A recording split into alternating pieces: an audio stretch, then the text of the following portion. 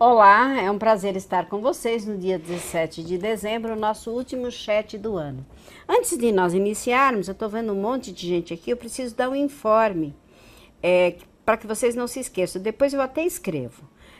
Nós vamos ter um período de férias da SBPI sem o suporte pedagógico, que vai do dia 22/12 ao dia 6 de janeiro, ou seja, o suporte que eu dou para vocês de fazer aquelas respostas. Então, assim, nós vamos ter umas férias que já está aparecendo, período de férias SBPI sem suporte pedagógico, de 22/12/2018 até 6/1/2019. Eu preciso dormir um pouquinho, tomar sol, brincar com os meus gatinhos, mas assim, eu vou estar sempre lembrando de vocês, tá bom?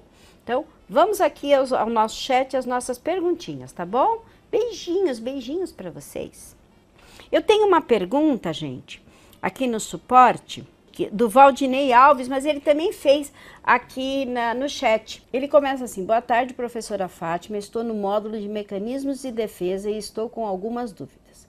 Já revisei alguns artigos que colocam a projeção em contextos de discriminação, preconceito e agressões. Por outro lado, ao mesmo tempo, a negação aparece em posturas discriminatórias, pois negam essa postura a si mesmos. E, por fim, usam a razão lógica, a racionalização, para justificar a postura discriminatória. O que me parece é que os mecanismos de defesa são entrelaçados uns aos outros. Estou errado? Não, você não está errado. Né? Muitos mecanismos estão entrelaçados. Existem muitos mecanismos de defesa. Quem melhor escreveu sobre eles foi a filha do Freud, Ana Freud. Tá? E eu já disse para vocês que o livro que fala mais completamente sobre isso, além dos livros da Ana Freud, é a Teoria Geral das Neuroses, do Otto Fennecke. Então, assim, você está certo. Os mecanismos de defesa muitas vezes até se confundem. Né? Quando você está em anulação, quando você está em regressão, você tem uma série de mecanismos que se misturam e se confundem. Absolutamente correto. Então, você não está errado, você está certo. A outra pergunta: a homofobia, por exemplo, é uma formação reativa ou uma projeção? Ocorre a negação, a racionalização ou não? Tem deslocamento? Tem tudo. Quando você fala em homofobia, ou quando você fala em fobias de uma maneira geral, não precisa ser só homofobia, só que em psicanálise nada é completamente exato. Então nós sempre dizemos, pode ser uma formação reativa. Né? Cabe ao analista que está analisando essa pessoa determinar isso. Então aqui nós vamos fazer uma coisa generalizada, usando sempre a palavra possibilidade. Existe a possibilidade de que seja uma formação reativa.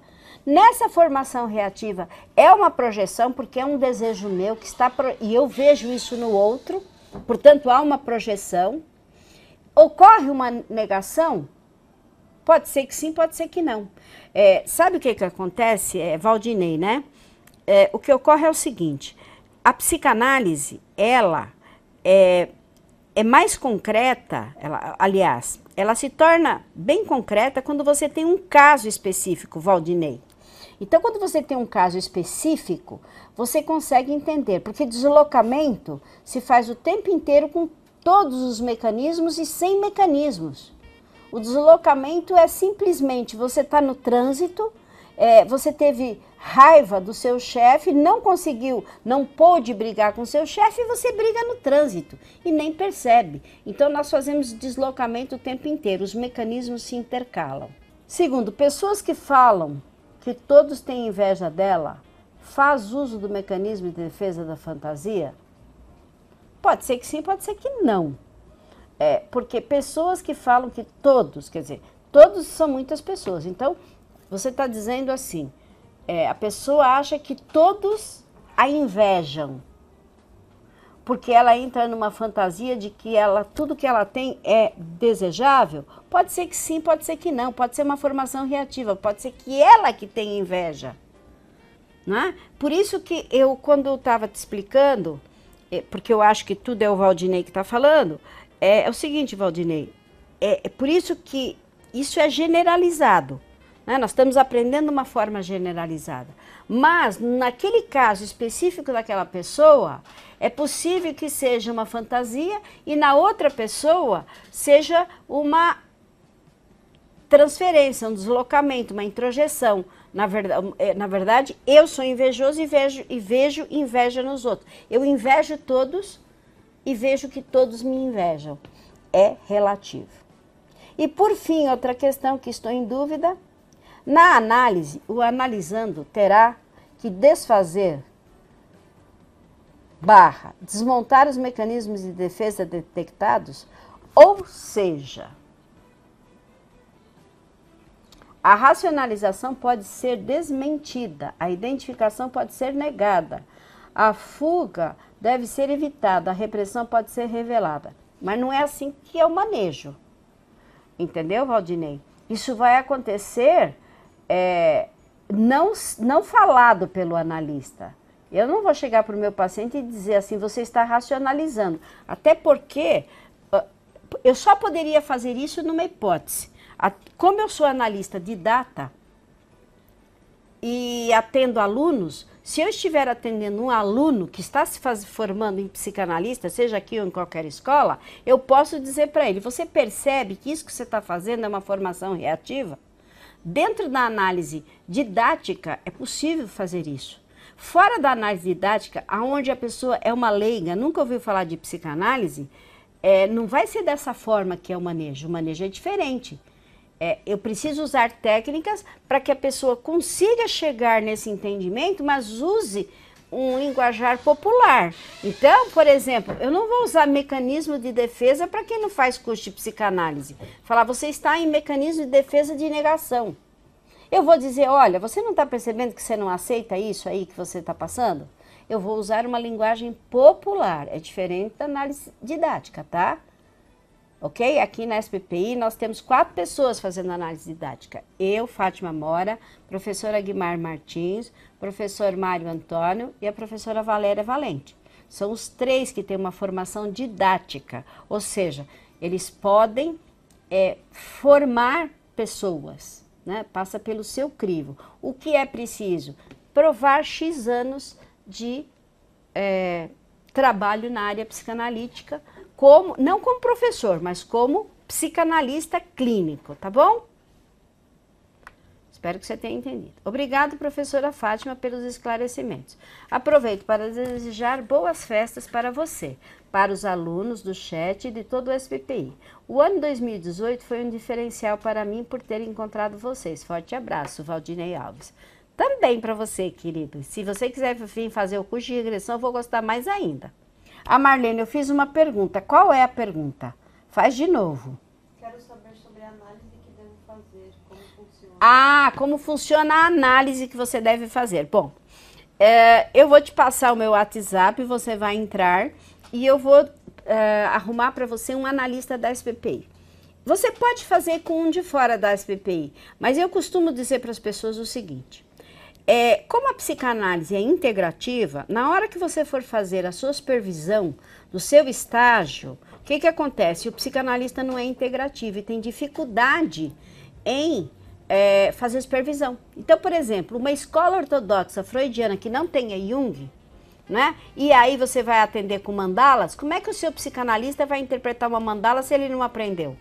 Então, assim, você é livre para escolher o analista, mas eu te recomendo o analista da SBPI, que pode ser online, num custo muito bom, né? Porque nós temos muitos analistas que atendem online. Então, eu vou passar para você aqui o meu WhatsApp e você me fala, você me entra e eu, se for do teu agrado o que eu estou te dizendo, você me manda um zap e eu posso te ajudar no analista. Também, se você quiser usar um analista fora da SBPI, são 100 horas de análise, correto? A partir do 2º ano de curso, você começa um estágio de 100 horas e você precisa de supervisão, ok? Eu agora, por acaso, estou com uma moça que quer fazer supervisão comigo e não fez análise com o psicanalista da SBPI, ela está tendo o maior trabalho e ela está, inclusive, repensando em fazer mais análise comigo. Ou seja, ela está pagando 2 vezes. A Paulina, professora, gostaria que comentasse um pouco sobre a interpretação da teoria dos sonhos freudiana. Então, Freud, quando ele pensa em sonhos, né? Eu já disse para vocês que há sempre uma grande diferenciação dos sonhos em Jung. Os sonhos de Freud, eles vão ter sempre um conteúdo latente e um conteúdo manifesto. Mas o que o Freud vai dizer que você tem que procurar no sonho? Tudo relacionado à sexualidade. Por exemplo, se você tiver um sonho premonitório, Freud não tem uma explicação. Você vai ter que ir para o Jung. Então, os sonhos em Freud são assim. A professora Guimar sonhou que estava voando num elefante. Ninguém voa num elefante. Então, isso é o conteúdo manifesto, é o que aparece lá. O que é latente é o significado do elefante. Agora, se eu tiver o mesmo sonho, nós temos significados diferentes. Para ela, o elefante é uma coisa e para mim é outra. Agora, Freud procurava, nas visões que as pessoas tinham nos sonhos, os formatos arredondados dos seios, das nádegas, como zonas erógenas, né? Se você sonha com, sei lá, objetos pontiagudos, então você estaria sonhando com pênis. Tudo ligado à sexualidade. E aqui não vai nenhum comentário se isso é certo ou errado. O que eu posso te dizer é que muita coisa se modificou desde que Freud iniciou essa psicanálise e vieram os psicanalistas pós-modernos, como, por exemplo, a própria Roudinesco francesa, né, que já tem uma outra visão sobre as coisas. Uma coisa não invalida a outra. E já disse para vocês que se tem alguém que falou de sexo explícito, chama-se Reich. William Reich. William Reich falava de um orgasmo de 10 minutos. Esquisito, né? Mas é isso, Pauline. A teoria da interpretação dos sonhos freudiana é uma teoria muito ligada à sexualidade. Se você juntá-la depois com a interpretação do Jung, eu acho que você tem a integrativa bem completa para atender seus pacientes, tá bom? Eu ia explicar, né? Enquanto vocês me fazem perguntas, uma pergunta que sempre me fazem, que é a eficácia da terapia online. Bom, eu fico pensando assim, antes de existir terapia, eu acho que as pessoas ficavam perguntando, e se existisse terapia, como seria? Né? Não havia terapia. Então, antes era uma coisa, depois surgiu a terapia e dizem que Freud revolucionou o mundo, Jung, Reich, Lacan revolucionaram o mundo por trazerem terapia. E da mesma maneira, a internet, eu acho que é uma segunda revolução na existência. E quem não aceitar isso, vai perder o bonde da vida. Terapia online não perde nada para terapia presencial. Alguém me disse assim, mas e o gestos que as pessoas têm? Olha, os meus pacientes aparecem em tela inteira no computador. E, às vezes, eu vou contar uma coisa para vocês. Tem sido muito mais interessante, sabe por quê? Um dia desses, a paciente entrou a mãe e o filho. Eu conheci a mãe e o filho. Eu não conheço isso do paciente presencial. Eu entrei na casa dela, eu conheci a mãe, eu olhei para o rosto da mãe, eu olhei para o filho, conversei com eles. Eu tenho mais dessa paciente online que eu teria dela presencialmente, porque a mãe dela não entraria no meu consultório nem o filho. Eu vi como era a casa dela, como ela se comporta, ela fica deitada, ela estava de chinelo. Então, eu percebi que a terapia online, para mim, está representando muito mais riqueza que a pessoal. Eu já estou ao contrário. Eu já estou preferindo a online. Olha só, como é que a gente muda. E eu não tinha isso no início do atendimento online. Ok? A Pauline, professora, queria uma explicação sobre a origem do sentimento de culpa, citado no mal-estar da civilização. Meu Deus, isso é muito comprido, Pauline. O sentimento de culpa depende, porque se nós formos na Melanie Klein, ela já vai falar em culpa e reparação. Mas não é esse o fato, porque isso é com a Guimarães Martins. Comigo é o Freud. O Freud vai dizer que, por exemplo, o sentimento de culpa, não exatamente porque está no mal-estar da civilização, mas o sentimento de culpa, ele pode nascer na criança, pode. Se a criança não se sentir amada, ela se responsabiliza por não ter conseguido fazer com que a mãe a amasse. Ela acha que ela é responsável por seduzir essa mãe e esse pai. Então, ela já pode ter instalado um sentimento de culpa, né? Eu me sinto culpada porque ninguém me ama. Ou papai não me ama, ou mamãe não me ama. Ou, no complexo de Édipo, eu sou culpada porque eu desejo que a mamãe desapareça para eu ficar com o papai. Então, a origem do sentimento de culpa, ela pode vir de várias partes e para os desinfelizes pode vir de todas as partes, né? O sentimento de culpa, o sentimento de ansiedade e angústia são sentimentos presentes em todas as neuroses, né, Pauline? Então, ele pode vir de várias partes, tá bom? A Paty pergunta: boa tarde, professora Fátima. E a todos. Também sobre o mecanismo de defesa. Tenho dúvidas na definição sobre o ato falho. Se ele é um mecanismo de defesa, pode se apresentar como esquecimentos, por exemplo, sobre algo que estava falando numa conversa e se esquece repentinamente? Ai, Paty, ele pode ser assim, um ato falho. O meu marido, isso é verdade, ele se chama Mário. E aí, eu gostei muito. Eu fiquei conversando outro dia com um rapaz chamado Rafael. A gente só conversou, mas eu fiquei encantada com o Rafael. Aí eu tô conversando com meu marido, Mário, e fala assim: ai, Rafael, vamos passear? Eu cometi um ato falho. O que aconteceu? O meu inconsciente estava pensando no Rafael, mas conversando com o Mário. Aí o meu inconsciente falou a verdade. Porque o meu consciente não queria falar a verdade, que eu estava pensando no Rafael. Porque meu marido ia pensar que eu tinha tido alguma coisa com o Rafael. Eu cometi um ato falho. O Chaves, não querer querendo. Eu não queria conscientemente, mas queria inconscientemente. O Freud, quando ele cria a técnica da livre associação, ele coloca o paciente deitado e falando o que lhe vier à mente. E o Freud ficava esperando que o paciente cometesse atos falhos. Porque ele já conhecia a história do paciente, então, às vezes o paciente ia dizer uma coisa e dizia outra. Os atos falhos não só vêm na fala, como eles podem vir na escrita. Você pode escrever o que não estava lá. Você pode esquecer um objeto. Meu paciente acabou de esquecer a chave da moto. Quem sabe porque ele não queria ir embora? Então, isso é um ato falho. Eu falho no meu desejo consciente e produzo o meu desejo inconsciente. É algo que eu não quero, mas eu também quero. Não sei se você entendeu, se dá para entender.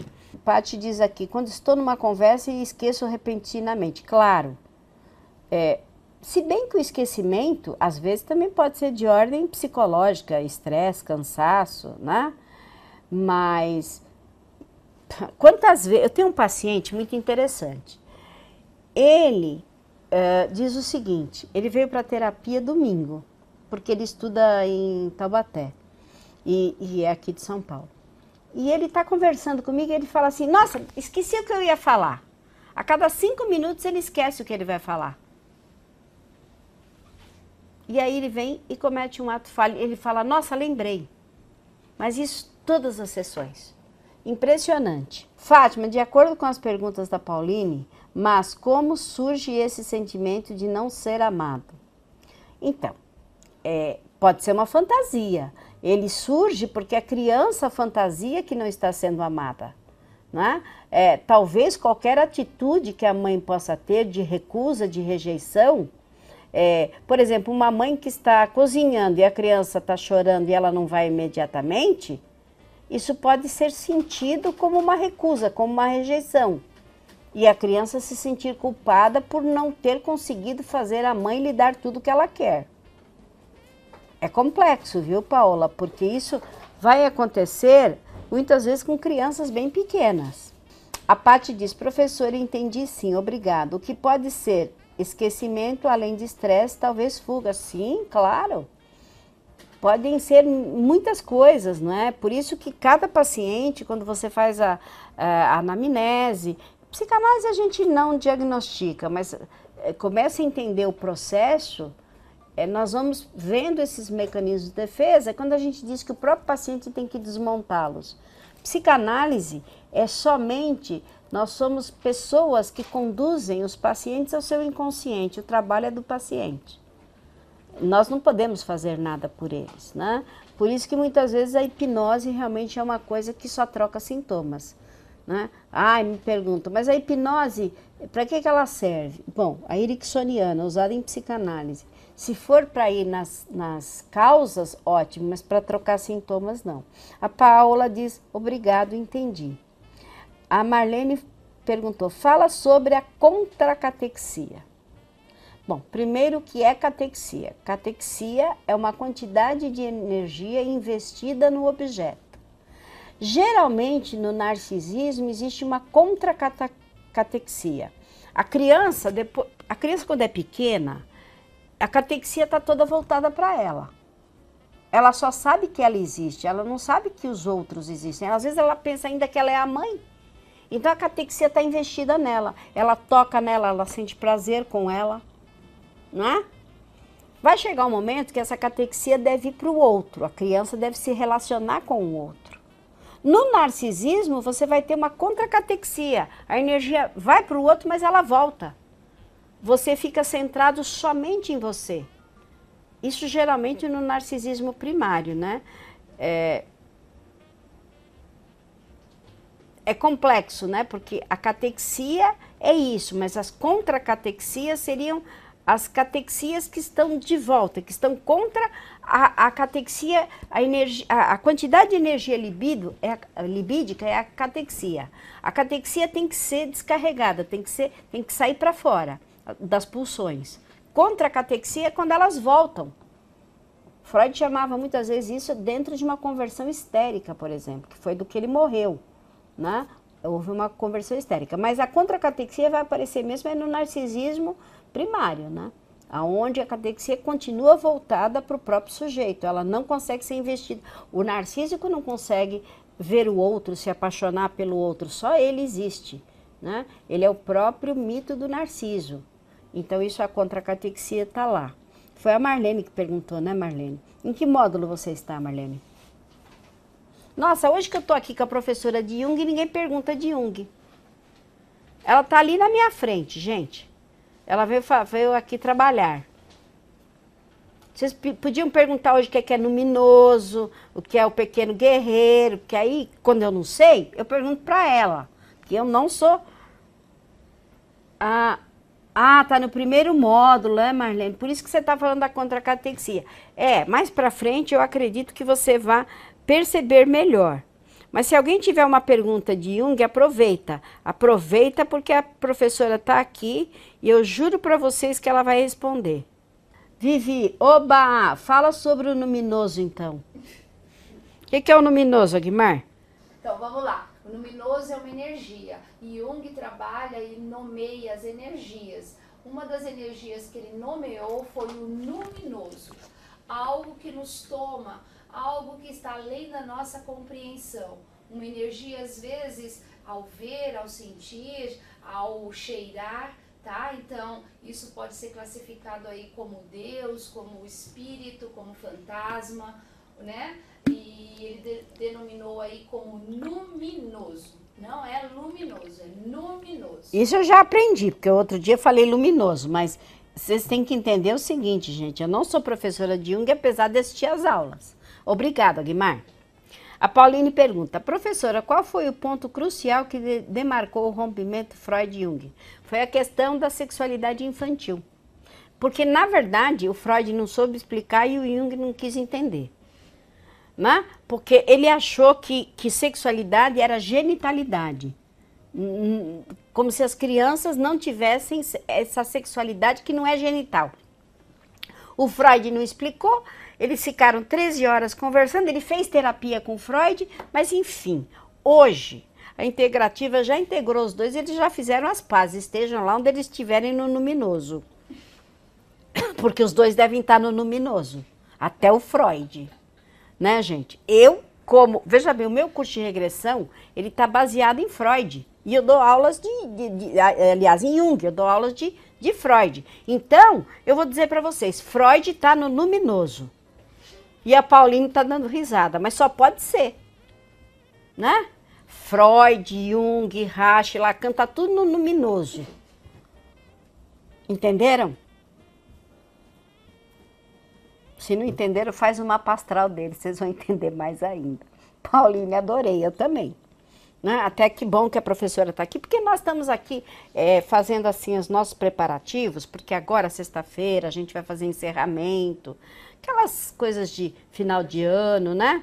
Todos juntinhos e amiguinhos. Isso, todos juntinhos e amiguinhos no luminoso. Nós também, quando morremos, vai tudo pro luminoso. É mais ou menos um asilo astral de psicanalista, tá, gente? Olha, com muito carinho, com muito amor, eu encerro esse ano 2018. Parabéns a você, aluno de psicanálise, que teve a coragem de fazer o curso, de nos aguentar e que vai continuar em 2019. Você já é um vencedor. Feliz Natal, um próspero ano novo para você, para sua família e para todos nós. Beijos!